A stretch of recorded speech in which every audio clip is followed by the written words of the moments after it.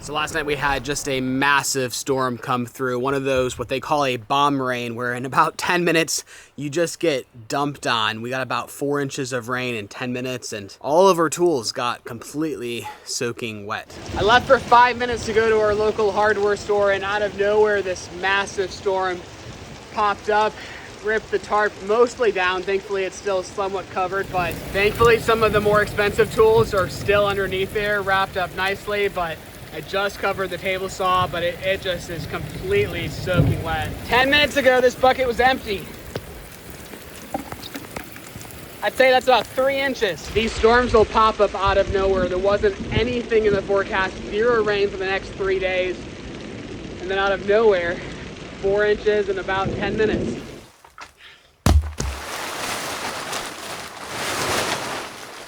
Yeah, there's literally a small puddle of water in this.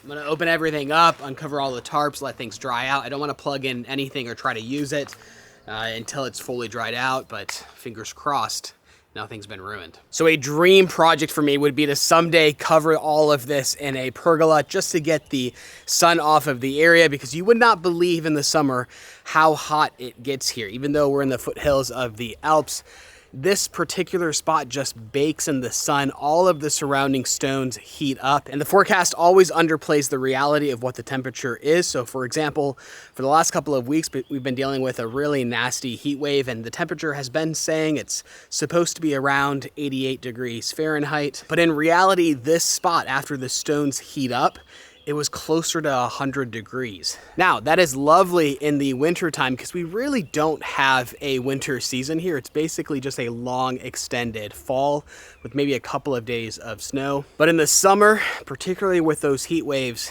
it's just too much. And while it's nice to have this little shade from the tarp, it's very annoying and ugly.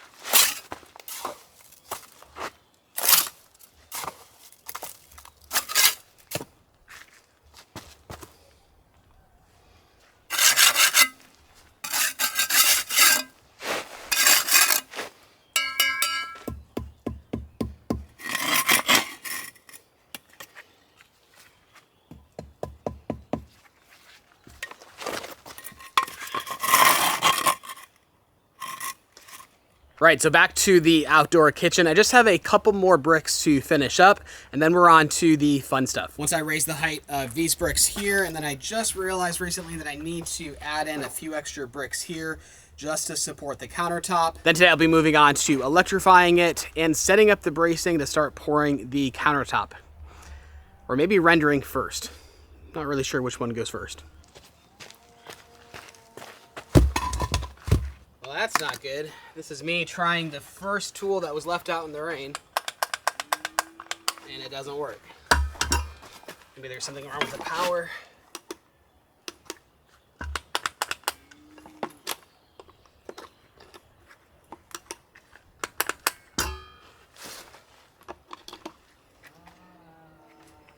Yeah, it's this guy's dead, which also was left out in the rain.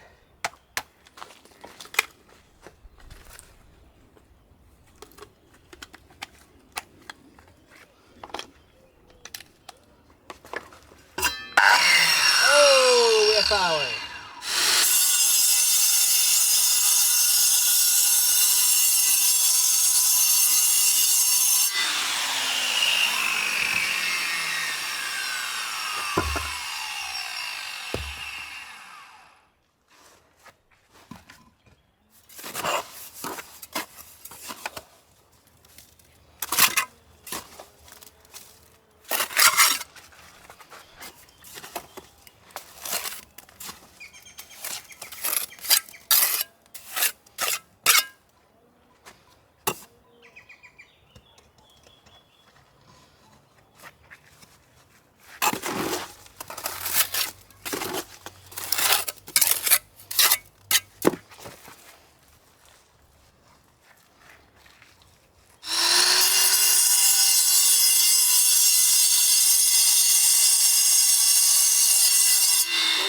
Good morning, Chloe. Good morning.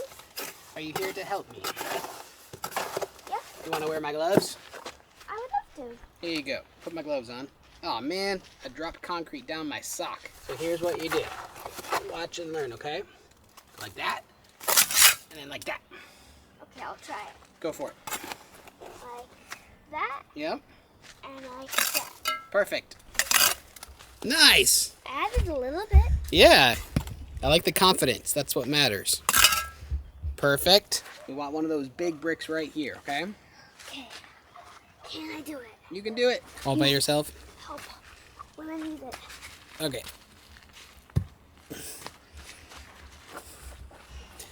Wow! Don't drop it on your toes, okay? Alright, put it down. Put it down. Couldn't do it. That's okay. Grab the hammer. Camera. This one. Yeah. Okay, so first thing we do is we make sure we line up the brick so it's nice and straight and level. Right. Can you tap it on this side? Right over here. Go pop, pop, pop. Yep, because you see it needs to scoot over a little bit. There you go. A little bit more. A little pop, pop, pop. Perfect. Okay. So this side is too high. Can you go pop, pop, pop on this side? Nice. A little bit more, like 6 more times. Okay. Now it's tilted this direction, so pop it a couple times right here, okay? How many times? Like 3. Perfect.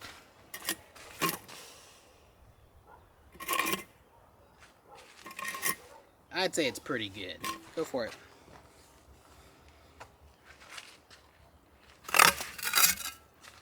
Let me try that again. It's very difficult, as Bluey would say. I understand how to You do think it. you understand? You think you're a professional now? No, I think I just understand.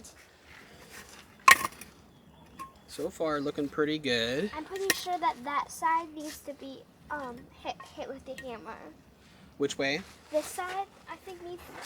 Yep, it needs to be scooted over this direction. So tap, tap really lightly over there, okay? Yep. Perfect. I think that's enough. High That's all I five. can do? Mighty high five. We're just going to do a final check.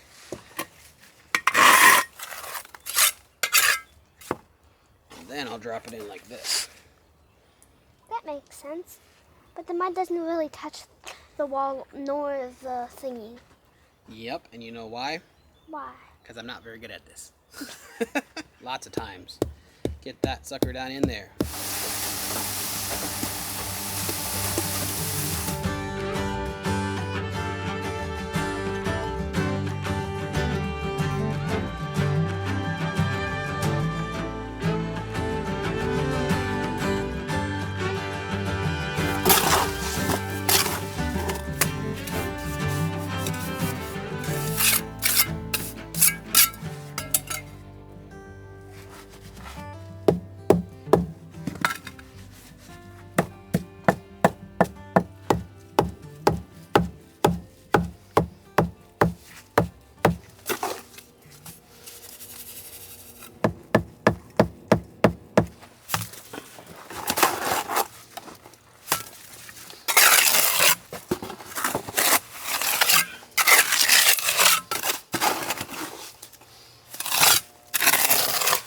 Alright, so all bricks are done. We just Okay. need to fill them with mortar. Okay. Sorry, your gloves are so nasty. They're a little bit They were just dirty. left in the rain. Okay.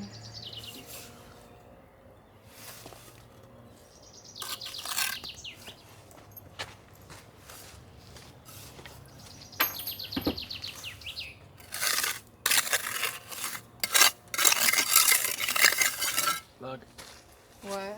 this was left out in the rain. Oh no. Dad. Is the battery broken? No, or? I just tried the battery. So I'm too scared to turn on the table saw or chop saw. Oh. So far, we're up to about $300 worth of losses in the rain. So I'm trying to think through the electrical plan because both short-term and long-term, we need electric here for the hub. We need an outlet underneath there. But I think just in case, we should run a switch here because I'd love to get a pergola over here. And if Oh, we do yeah. a pergola, then we can have lights. Yes. If you put a switch here, It'd be a nice space to turn on the lights. That'd be awesome. I really like this job.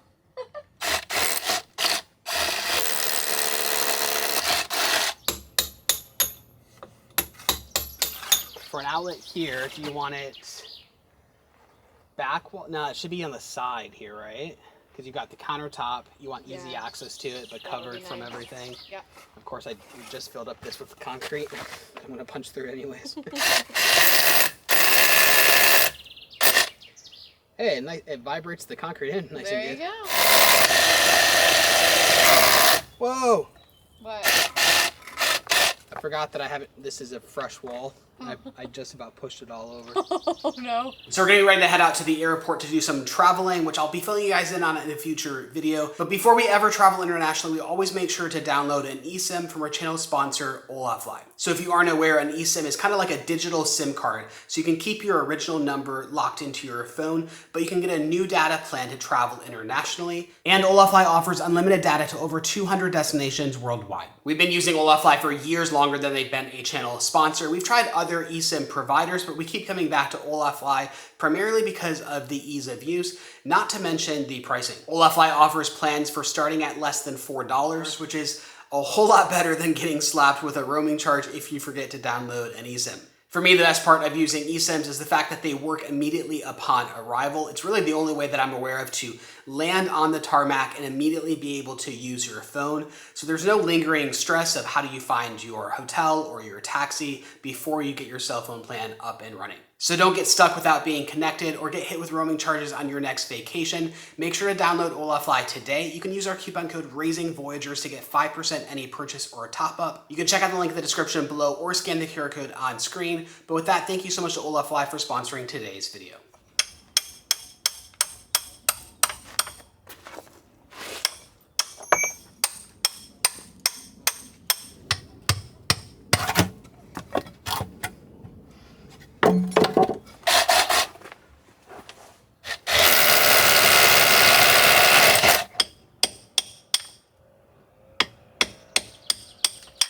All right, so try fishing that down and see if From here? Yep, From the and top? see if I can pull it out. Oh goodness. Got it. Okay. So now feed it through.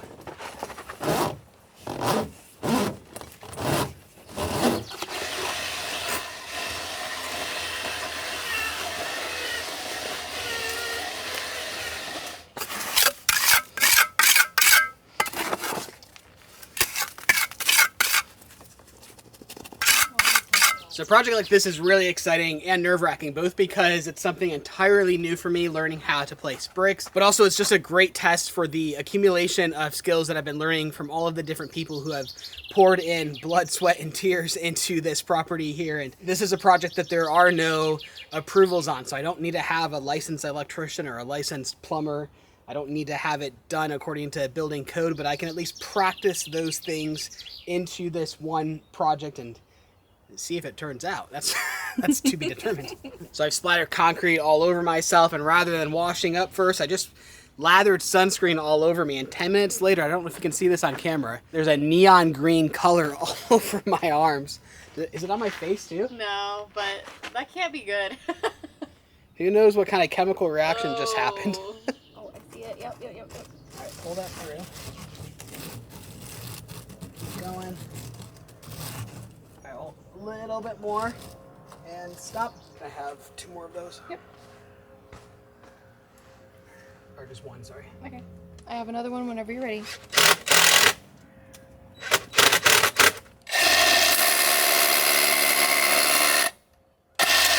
Is that deep enough or no? Not deeper. Okay. Oh. Oops.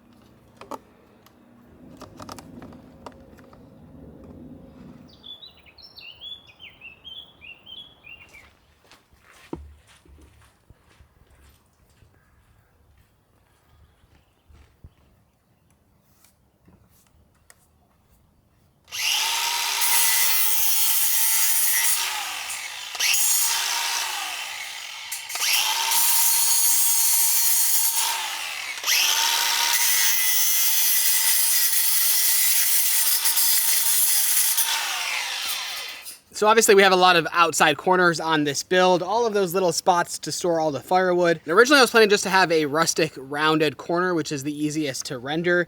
But since this is all about learning new skills, I thought I'd pick up some of this cheap angle corner bead.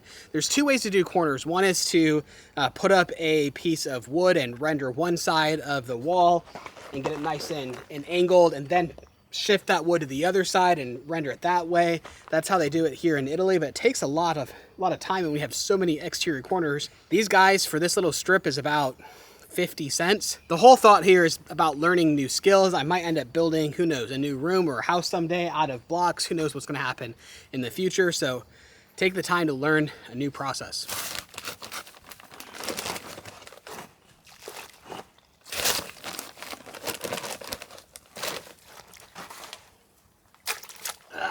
Awesome.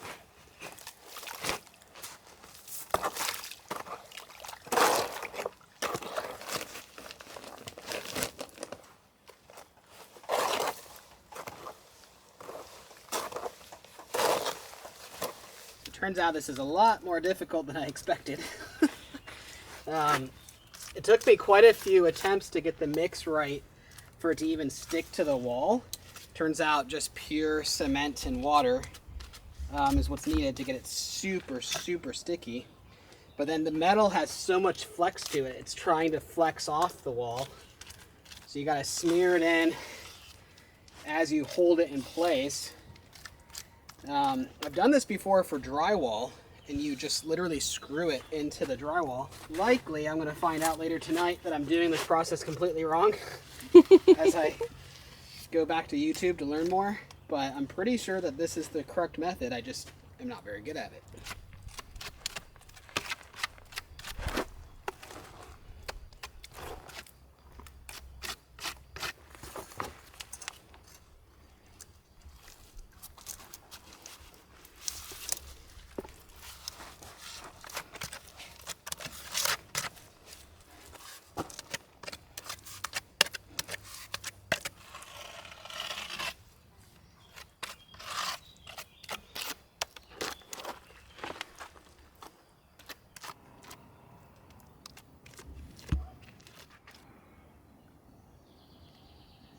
I should have done this a long time ago. Yes, it's perfectly safe, but it doesn't look like it. All of these wires spewing out everywhere, but you know, priorities and getting distracted and honestly the heat.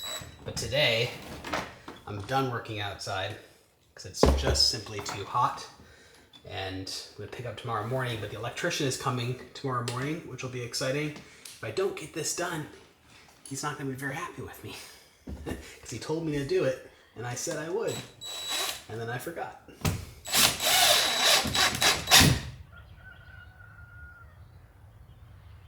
Well, good morning. I got up extra early this morning just to make sure that I could beat the heat, and I've decided that I want to render first before pouring the concrete countertop. Now that's a little bit backwards because, well, as I drill into the walls to put in the supports to hold up the concrete countertop, I'm gonna be messing up that render a little bit, but I'd rather go back and patch up a couple of holes here and there rather than be crawling underneath the countertop working on rendering the inside. And considering this is my first time, anything that'll make it easier, I will take. Now, the fact that it looks really dark is not because it's early in the morning, it's because we have a storm rolling in and taking a little bit of a risk here, trying to render as rain is approaching, but I really don't think it's gonna hit. I think it's gonna pass over us. So I'm doing something a bit different today. Well, all of this is different. I've never done any of this. I've often watched Batista. He's just a master at this work, and I'll ask him questions, but can I do it? No, I don't think so, but we're about to find out.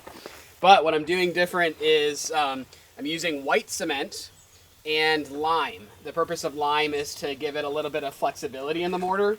That way, if there's any kind of movement in the structure, which I don't understand because it's like built like a bunker, but apparently it can still move a bit. And then as it moves, any cracks that form, the lime has like a self-healing property to it to kind of fill in and take care of those cracks. Then the purpose of using the white cement is I'm kind of curious what it's gonna look like. Ultimately, I want these walls to be white, or at least kind of an off-white. I like the look of the old school antique white rendered walls, and I believe they've done that without using paint, just with the mortar. I don't know. Giving it a try.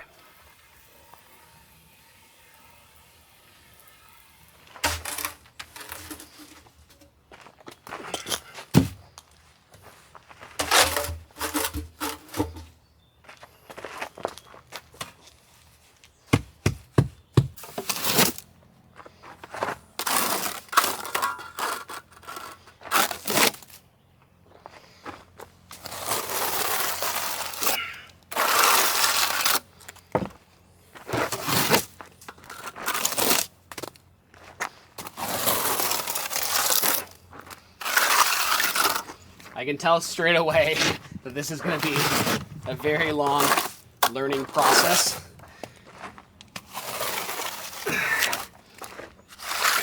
Especially to keep me from not dropping all of the mud everywhere.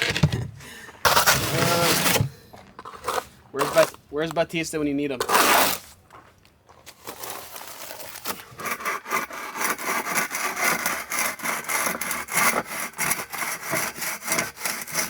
So I could be wrong, but I don't think you're supposed to lose half your mortar to the ground, and I don't even know if I can reuse that now that it's covered in dirt.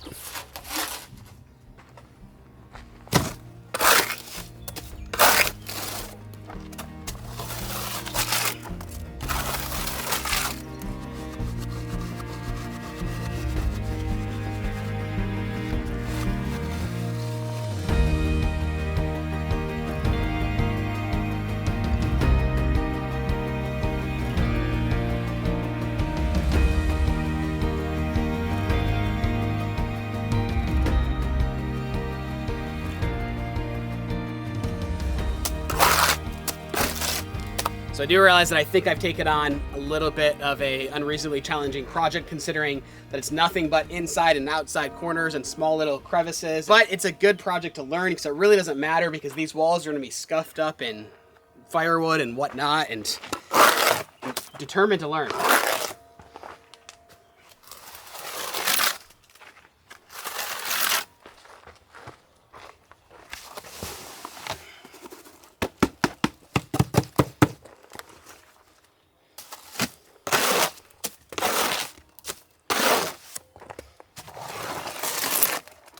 And I'm getting stones in the mix. Those stones are making it extra difficult.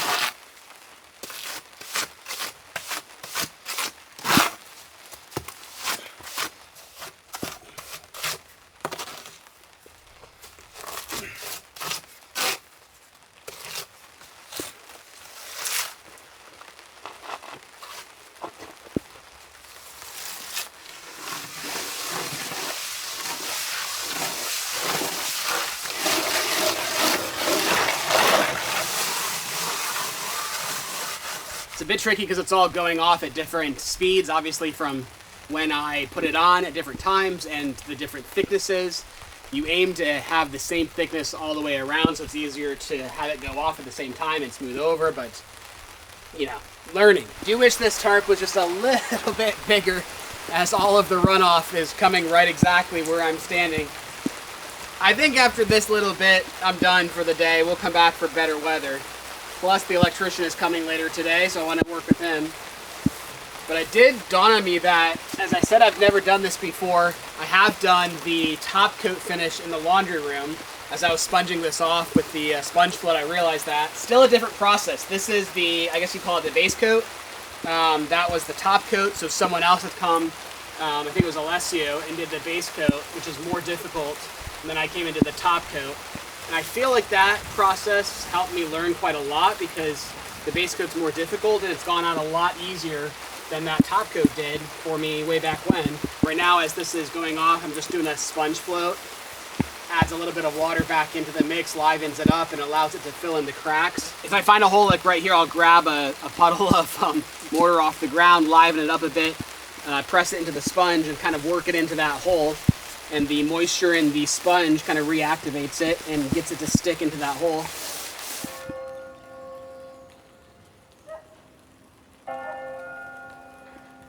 Qua mangi qua, no? Sì, Sì, un pochino. Dopo questo è più largo, quattro sedie, Ho poi capito. mangia qua. E dopo vediamo, dai. Iniziamo a mettere il primo, dopo vediamo il secondo. E faccio così, guarda. Guarda. Grazie. Okay. I think it's gonna look great either way. C'è di un'altra fascetta, Robby?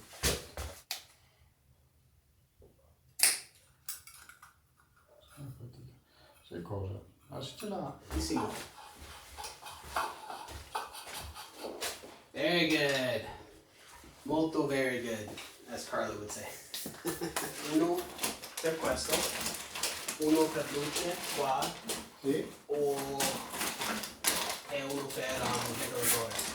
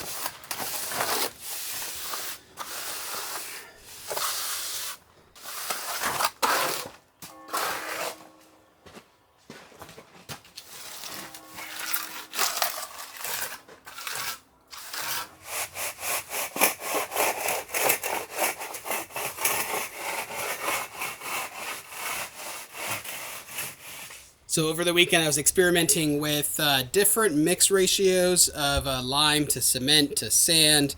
So I have different textures going on in different walls here. Ultimately, I've opted for a fairly smooth texture. I know you can't tell on camera here, but it's kind of like a Venetian plaster, more like a Moroccan Tadalect, or however you say it, finish. I'll tell you more about the finish that I've chosen and ultimately the colors and all of that a little bit later. But first, I need to get the base coat on the entire kitchen.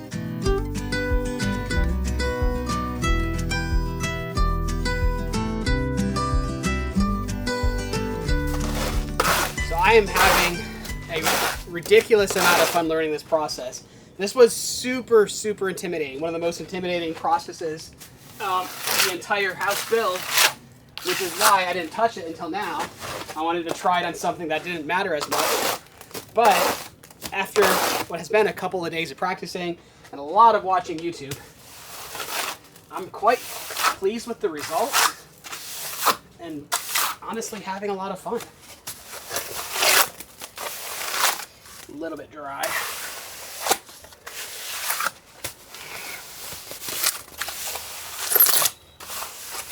Now, I haven't learned to not lose half of it on the ground yet, but actually in reality I'm pleased with how little I'm losing, probably maybe 10-15%, which I know there's going to be someone who's a professional at this just laughing at the absurdity of me doing this. And that's okay, because I'm learning.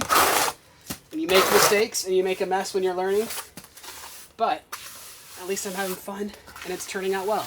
So as always, I am impressed by Bradey and his skills. He had no idea how to do this and he's just trying, and it's such an inspiration to me.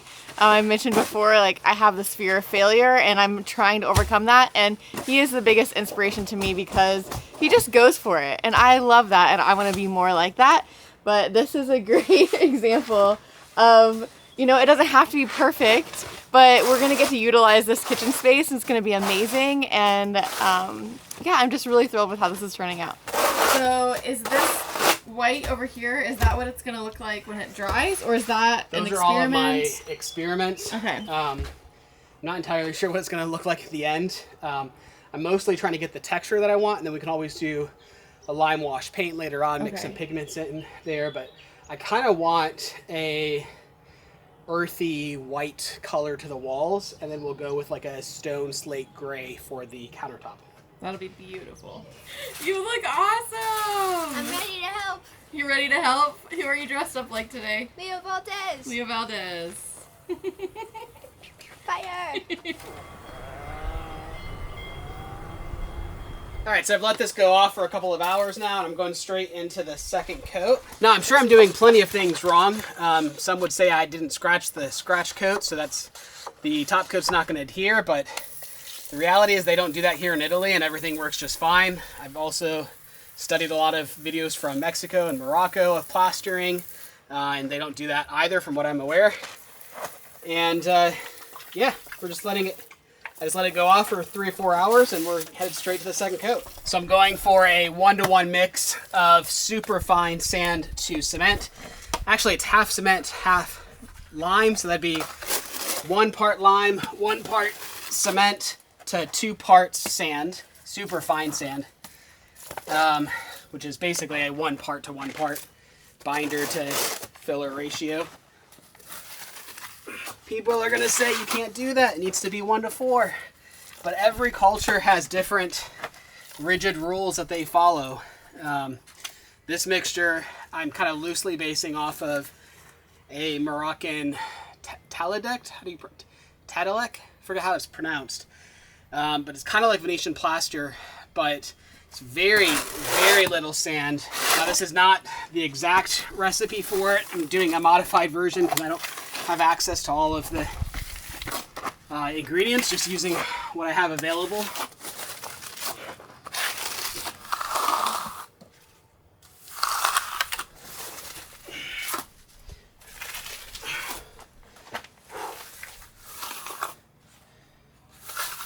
So a big difference in this approach is that you don't float with that sponge because the sponge brings out the aggregate, and I'm going for a really smooth look. So instead you just go over and over it with your trowel. I think it's called burnishing. Again, all of this I've just been learning this weekend off YouTube and practicing and experimenting. So I don't exactly have the technique or terminology down yet, but going over and over it with the trowel pushes the aggregate further back into the wall and brings the smooth part of the concrete, I guess, or the mortar to the surface. Okay, it's finished, but I'm gonna wait to show you until tomorrow morning because, well, it's date night tonight and we were supposed to leave 20 minutes ago, and, well, obviously I need to clean up first. So, we'll see you tomorrow morning. Last night we had just the craziest storm from about midnight to 4 a.m. So it's a bit of a late start today, but it was one of those storms that just makes you wonder if the world is ending, and you can kind of see the results of it as this board, really thick board that was holding up the tarp, just snapped in half from the pressure. And it's left the job site a bit of a disaster here, especially as I had a big pile of trash to burn and it's kind of just flown all over the place. With these pop-up storms that we've been getting, it's making me wonder if we should just retire the tarp permanently because it's just not staying up in place.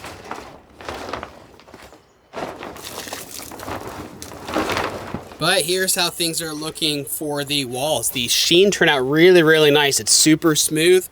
I do believe it will need another coat, but you at least get the idea currently. It's looking really, really good. I'm not sure if we're gonna paint it or not. You can still see a little bit of the brick layers coming through, which is why it needs another coat. But overall, just very, very pleased with how this is turning out. And I love all of these boxes for the firewood storage here. That second coat I'll do after we've done the countertop because we have to make a few holes to do that. But that should be next. Finishing up this countertop, finishing up this project. But first, I need to clean up all of this disaster. But with that, thank you so much for watching, and we will see you in our next video.